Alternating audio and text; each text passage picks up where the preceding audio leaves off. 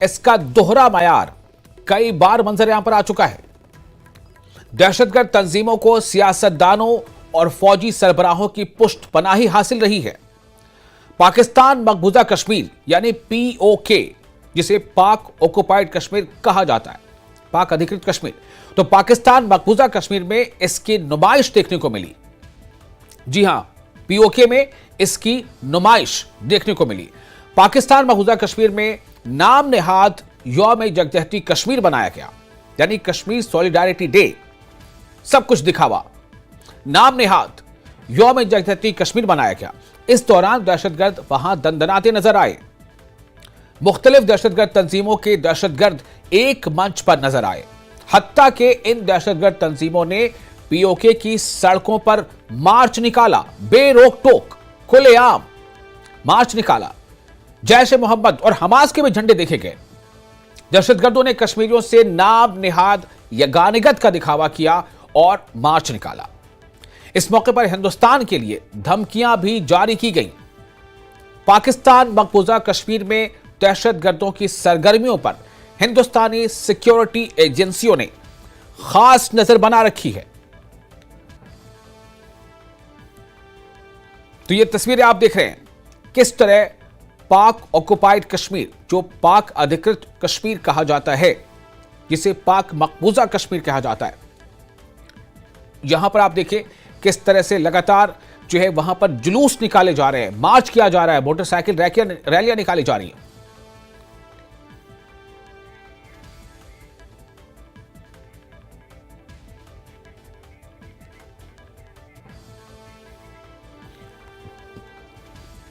तो ये जो नजारा है, ये जो तस्वीरें आप देख रहे हैं, ये दरअसल क्या कहता है? और जो एक तरफ पाकिस्तान ये कहता रहता है कि वो ऐसे तमाम अनासिर पर, ऐसे तमाम जो संगठन है उन पर वो नकेल कस रहा है, लेकिन आप देखिए कि पीओके में क्या हो रहा है। और इसीलिए एक बार नहीं कई बार, अभी हाल ही में आपको याद होगा, वजीर दिफा राजनाथ सिंह ने, यानी डिफेंस मिनिस्टर राजनाथ सिंह ने कहा था कि सब कुछ पता है, सबको पता है कि पीओके में क्या हो रहा है।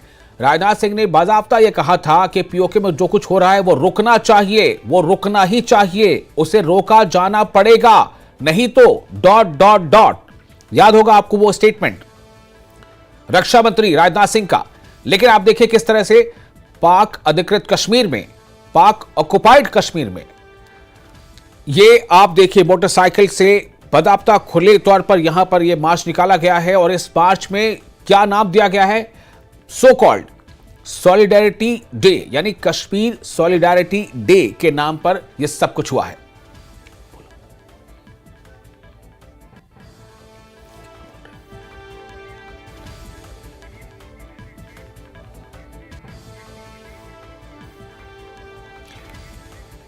तो ये जो वीडियो आप देख रहे हैं इस वक्त स्क्रीन पर, और इस वीडियो में जो अलग अलग लोग दिख रहे हैं, ये दहशतगर्द हैं या उनके माविन हैं।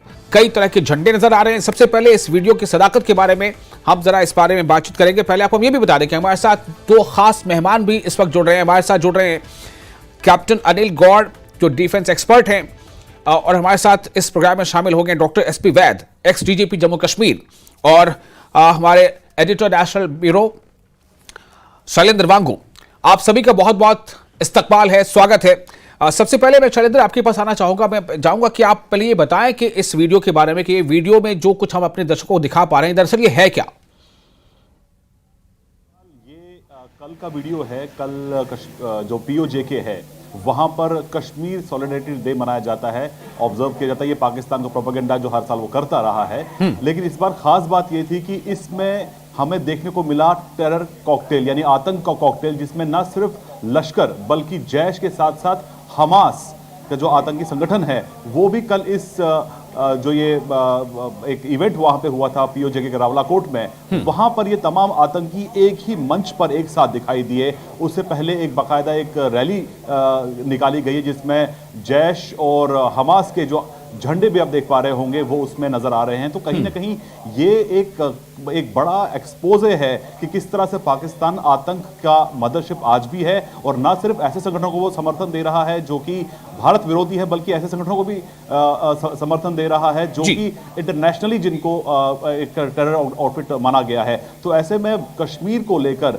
आतंक की जो ये एक बड़ी एक कोशिश है आतंकवाद को फैलाने की और उसको एक तरह से प्रोपोगेट करने की, उसमें अब हमास का भी साथ मिल रहा है। एक हैरान करने वाली बात ये भी है कि जिस मंच पर ये तमाम लोग नजर आ रहे हैं वहां पर हमास के जो नेता हैं उनकी सुरक्षा में, उनकी प्रोटेक्शन में जैश के आतंकी खड़े हैं, बंदूकदार आतंकी खड़े हैं वहां पे।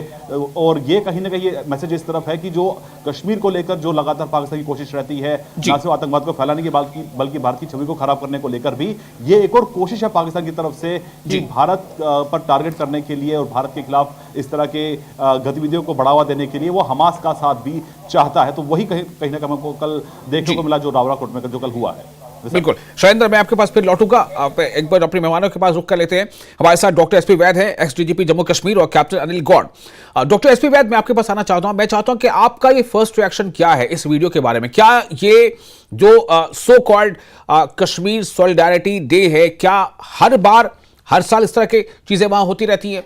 और अगर अब भी हो रही हैं, मैंने अभी अपने इंट्रो में बताया था कि हाल ही के दिनों में राजनाथ सिंह ने, जो डिफेंस मिनिस्टर है, उन्होंने कहा था कि पाकिस्तान ऑक्युपाइड कश्मीर में जो कुछ हो रहा है ऐसा नहीं कि किसी को पता नहीं है, हर एक गतिविधि पर नजर है, सब कुछ पता है, सब कुछ नोट हो रहा है और पाकिस्तान को यह रोकना ही पड़ेगा वरना ... ये मतलब खुली तौर से एक चेतावनी थी रक्षा मंत्री की तरफ से। तो मैं चाहूंगा कि इस पर आप कुछ पहले आप बताएं अपना रिएक्शन। जी विशाल, सबसे पहले आपका शुक्रिया मुझे बुलाने के लिए। देखिए, मैं दुनिया से अपील करूंगा, खासकर जो यूएस के नए प्रेसिडेंट आए हैं, जी डोनाल्ड ट्रंप जी, वो इसको संज्ञान में लें। दुनिया ने हमास ने क्या किया इजराइल में आपने देखा, और किस तरह से इजराइल ने हमास को खत्म कर दिया, ऑलमोस्ट 90% खत्म कर दिया और पूरी लीडरशिप को एलिमिनेट किया। उसके साथ साथ बाकी 2 और टेरर आउटफिट्स थी, उनको भी पूरी तरह से खत्म किया। डॉक्टर वैद, आप शायद ये कहना चाह रहे हैं कि इसराइल ने जो किया है हमास के खिलाफ और हमास की लीडरशिप को खत्म किया है। मैं यहीं पर ये भी बता दूं कि हमारे साथ इस वक्त जुड़ चुके हैं Tenzing Sodhi, senior editor news 18 JKLH। Sodhi ji, आपका बहुत स्वागत है। मैं जरा इनका एक फर्स्ट रिएक्शन ले रहा हूं डॉक्टर वैद साहब का। जी डॉक्टर वैद, कंटिन्यू करें। हूं कि आप देखिए पाकिस्तान में किस तरह से हमास और ये सारी इंटरनेशनल टेरर आउटफिट्स, चाहे वो लश्कर हो, जैश हो, ये सब इन सब का वहां किस तरह से मीटिंग हो रही है। और मैं हैरान हूं कि कॉन्फ्रेंस, टेररिस्ट की कॉन्फ्रेंस पाकिस्तान में हो रही है और ये कर क्या सकते हैं, ये पैदा ही टेररिस्ट करते हैं। मुझे कितना हैरानगी होती है, ये जो सारा ड्रामा कश्मीर सॉलिडारिटी डे ये पाकिस्तान करता है और अपने लोगों को दिखाता है। लोगों को अब खड़ा होना चाहिए, जैसे वहां ऑलरेडी आप देख रहे हैं कि अगर आपको सॉलिडारिटी है तो जिस तरह से भारत यहां कश्मीर में करता है। कुछ दिन पहले हमारे यहां youth entrepreneurship conference IIM Jammu में हुई, जिसमें मैं भी पार्टिसिपेट किया। जो ब्रिक्स कॉन्फ्रेंस मार्च में दिल्ली में होनी है, उसके प्रिलूड में यहां कॉन्फ्रेंस हुई। ये होता है हमदर्दी यहाँ के लोगों के साथ। आपके यहाँ के बच्चों को क्या क्या वो एंटरप्रेन्योरशिप स्टार्टअप्स वो कर रहे हैं, उसका कॉन्फ्रेंस जम्मू में होता है। तो आप वहां टेररिस्ट पैदा करते हो। आपको AI की कॉन्फ्रेंस तो पाकिस्तान में एक्सपेक्टेड नहीं है, आर्टिफिशियल इंटेलिजेंस की। वहां सिर्फ ये दहशतगर्द पैदा होते हैं, उसी की कॉन्फ्रेंस ये कर सकते हैं। और दुनिया को ये तमाशा देखना चाहिए और उनके लोगों को अपनी सरकार से। आप देखो किस तरह से हमास का जो चीफ स्पोक्स पर्सन है वो मौलाना फजलुर रहमान से मिल रहा, मैं ट्विटर में देख रहा हूं। तो आप वहां के पॉलिटिशियन, वहां की डीप स्टेट तो इनको पनाह देती है, वहां के पॉलिटिशियन इनको पनाह देते। डॉक्टर वैद, मैं आपको थोड़ा रोकना चाहूंगा, मैं और लोगों से फिर रिएक्शन लेना है। तेंदर जी, ये जो देखा गया सो कॉल्ड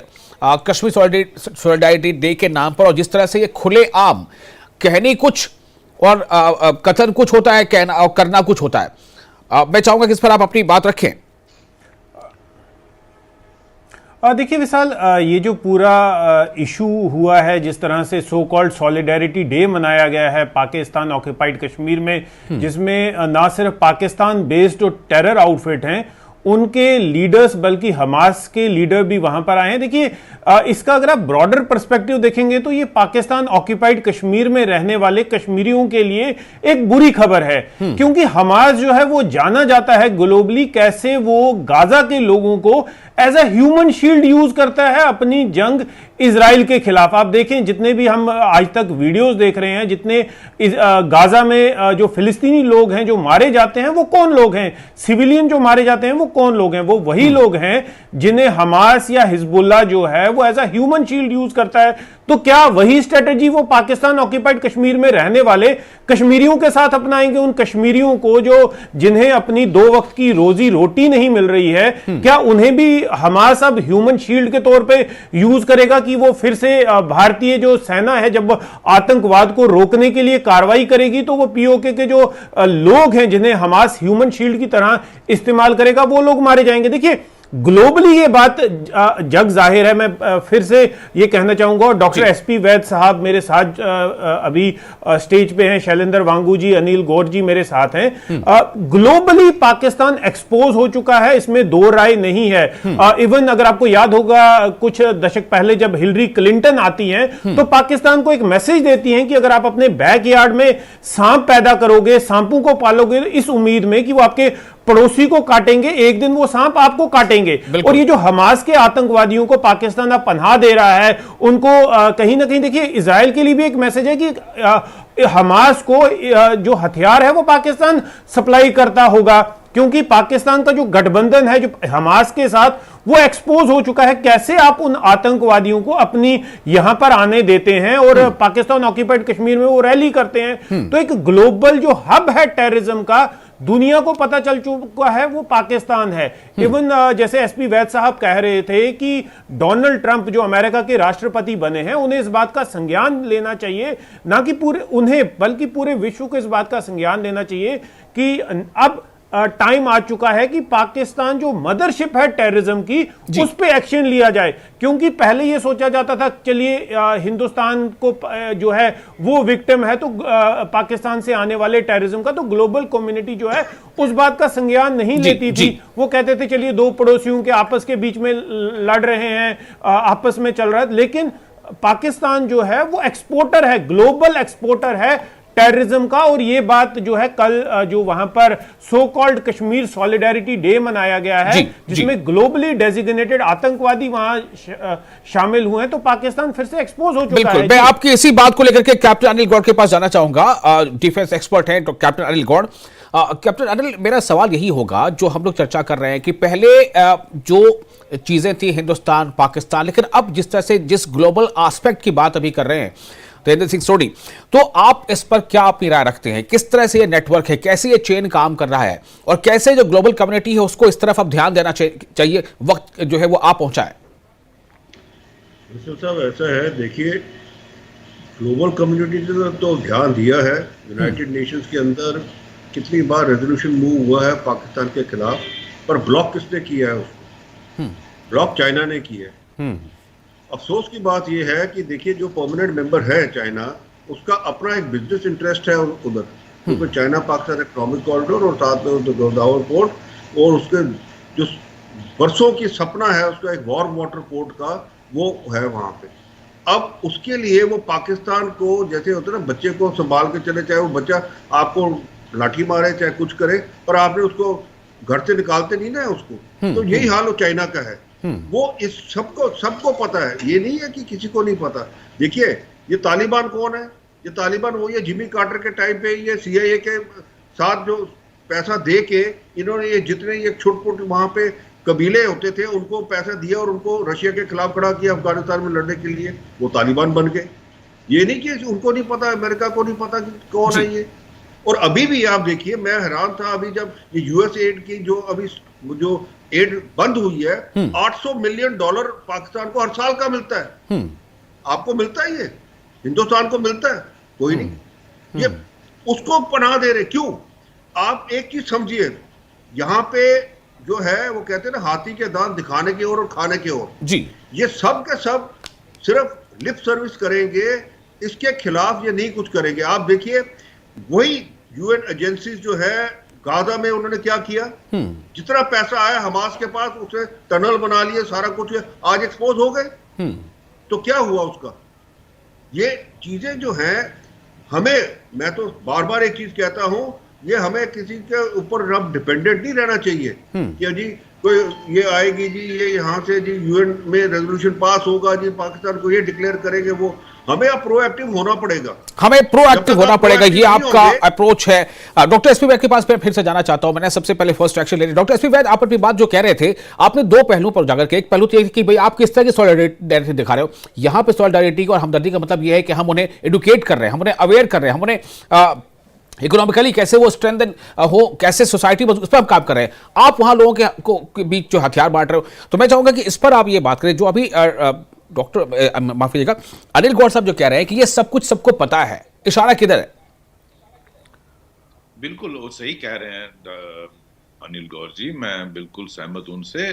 और ये सारी दुनिया जानती है, लेकिन डिप्लोमेसी का भी इस्तेमाल करना है, इंटरनेशनल फोर्सेस का भी इस्तेमाल करना है, और कार्रवाई हमें खुद करनी पड़ेगी। उसमें मैं उनसे सहमत हूं, क्योंकि हर चीज दुनिया पर डिपेंडेंट नहीं हो सकते। आज इजराइल ने जो हमास की हालत गाजा में की, वो खुद की, वो कोई दूसरी फोर्स तो नहीं आई, तो वो भारत को ही एक्शन लेना पड़ेगा। लेकिन साइमल्टेनियसली इंटरनेशनली इनको पूरी तरह से इंटरनेशनल कम्युनिटी को इनके खिलाफ करना है। लेकिन आज वक्त आ गया है, पाकिस्तान का भी हालत, इन टेरर आउटफिट्स का भी हालत वही होना चाहिए जो हमास का हुआ, जो बाकी टेरर आउटफिट्स का इजराइल ने किया, वो हमें भी करना पड़ेगा। दूसरा, मैं पीओके के लोगों को जो सऊदी कह रहे थे, बिल्कुल सही, क्या हमास के वहां इन पाकिस्तान बेस्ड टेरर आउटफिट्स के साथ जो कॉन्फ्रेंस हो रही है, क्या वैसी ही स्ट्रेटेजी फॉलो करनी है कि वहां के जिस तरह वहां पैलेस्टीनियन को या उन लोगों को जो आम लोग थे उनको शील्ड बनाया गया, क्या उस तरह का कश्मीर के पीओके के जो लोग हैं उनका हशरत वही होना है? तो ये लोग ध्यान में रखें। और ये जो फ्रॉड है पाकिस्तान का सॉलिडारिटी डे,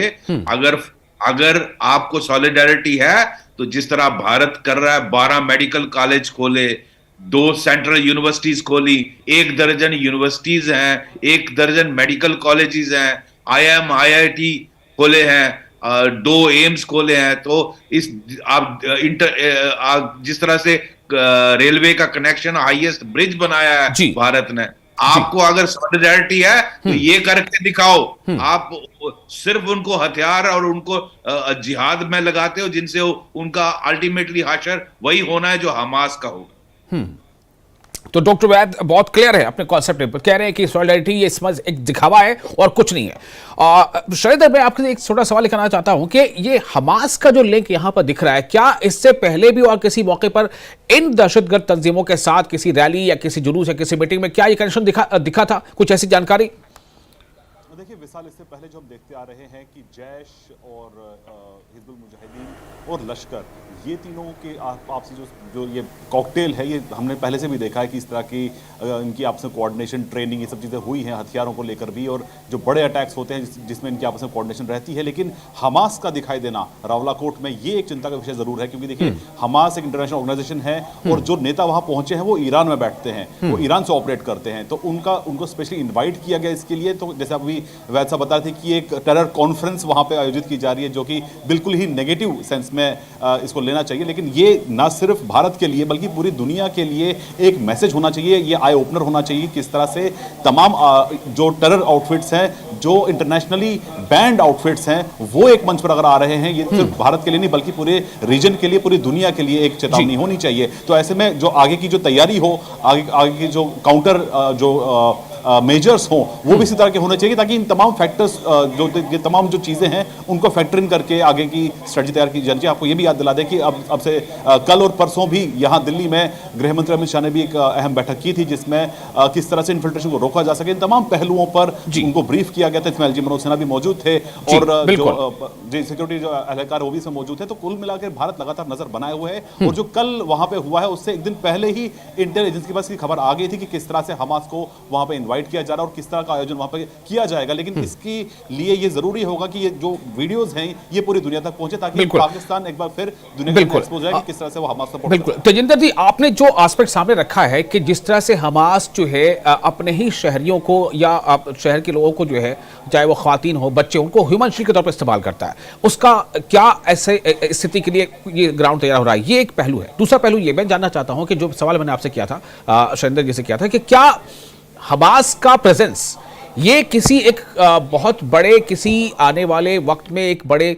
चेन की तरफ इशारा कर रहा है, टेररिस्ट नेटवर्क की तरफ इशारा कर रहा है? क्या ये प्रेजेंस भारत के सामने है? चूंकि इसमें है कि बहुत गहरी नजर रखी जा रही है। अभी शैलेंद्र ने बताया कि एक दिन पहले ही जो दो दिन तक की बैठकें चली थी जम्मू कश्मीर की सलामती को लेकर के, ये कितना इंपॉर्टेंट है उस पर ध्यान देना?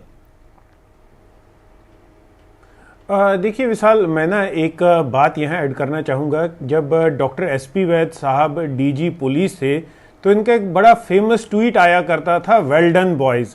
तो अगर ये हमास वाले जो कुछ ऐसी हरकत फिर से करते हैं जम्मू कश्मीर में, तो मुझे लगता है कि वैद साहब का वो ट्वीट फिर से आना शुरू हो जाएगा, वेल डन बॉयज। तो कोई भी अगर पाकिस्तान की तरफ से हरकत की जाती है, आतंकवादियों को भेजा जाता है, उन आतंकवादियों की जो जगह होगी वो 6 फुट कब्र के नीचे होगी।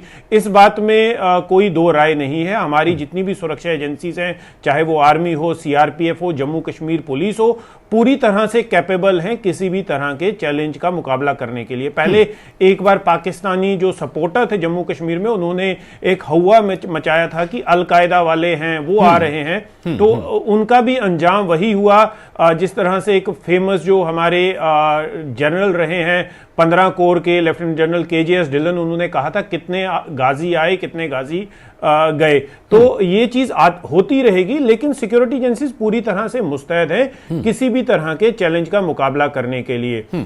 हमास का प्रेजेंस जो है पीओके में, वो पीओके के लोगों के लिए खतरा है और जम्मू कश्मीर के जो लोग हैं, स्पेशली कश्मीरी जो हैं, उनके लिए भी एक वार्निंग साइन है। क्योंकि देखिए विशाल, सबसे इंपॉर्टेंट चीज जो हमें यहां जाननी चाहिए कि जितने भी फॉरेनर जो यहां पर आतंकवादी अभी तक जम्मू कश्मीर में पकड़े गए, उनसे जब इंट्रोगेशन की गई तो उन्हें सिर्फ एक बात बताई गई कि उन्हें लालच दी गई थी कि अगर वो जम्मू कश्मीर में आएंगे, नंबर 1 वो होली वॉर सो कॉल्ड जिहाद लड़ेंगे और उन्हें कश्मीर की जो लड़कियां हैं उनसे शादी कराई जाएगी। तो ये एक वार्निंग साइन है जम्मू कश्मीर के लोगों के लिए कि जम्मू कश्मीर के स्पेशली कश्मीर घाटी के लोगों को लामबंद होना होगा। ऐसी ताकतों के खिलाफ, ऐसी ताकतों को सपोर्ट नहीं करना होगा। देखिए 2019 5 अगस्त को जब धारा 370 को हटाया गया था, पाकिस्तान ने बड़ी कोशिश की जम्मू कश्मीर में हालात को खराब करने के लिए, लेकिन उनके हर मंसूबे नाकामयाब कर दिए गए। जितने भी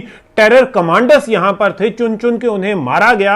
अभी तक जितनी भी टेरर आउटफिट्स यहां पर हैं वो लीडरलेस हैं। बेशक उनका कार्डर कहीं ना कहीं है, लेकिन उनके पास कोई बड़ा लीडर नहीं है। समय बहुत कम रह गया है। मैं अनिल गौर साहब से छोटा सा एक फाइनल स्टेटमेंट लेना चाहता हूं। अनिल गौर जी, मैं यही जानता हूं कि क्या पैगाम, क्या संदेश आपके लिए, जम्मू कश्मीर के लोगों के लिए, पीओके के लोगों को क्या करना चाहिए, जो कॉमन बासेस है, जो कॉमन लोग हैं? समय कम है थोड़ा जी। वैसे साहब, पीओजेके के लोग ऑलरेडी वहां प्रोटेस्ट कर रहे हैं। उन्होंने तो ये नारे लगा दिए हैं कि फौज की वर्दी में दहशतगर्द है, और वो वहां से कहते हैं हमने वापस कश्मीर के साथ हमने मिलना है, हिंदुस्तान के साथ मिलना है जी। वो तो कब से उधर चल रहा है और उनके खिलाफ इतना क्रैकडाउन चल रहा है, इतना वहां पे मैं कहूंगा उनके ऊपर जातियां हो रही हैं वहां पे जी।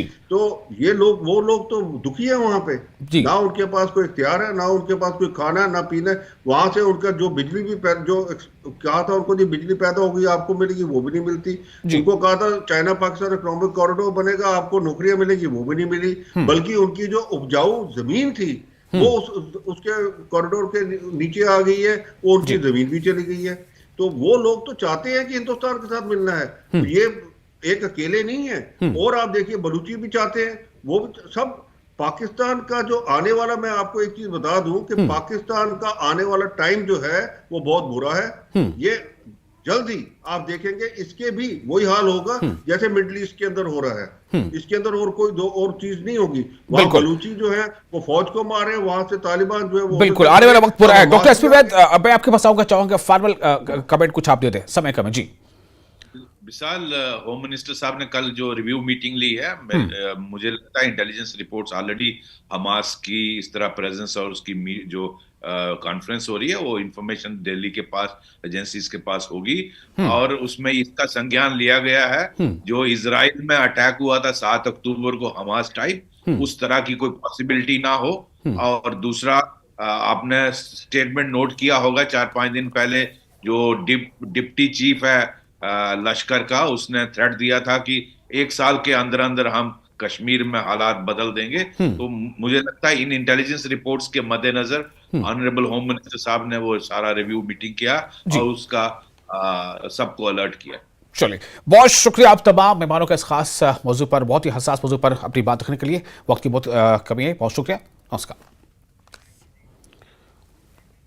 आप बने रहे न्यूज़ 18 के साथ, मैं हूं विशाल।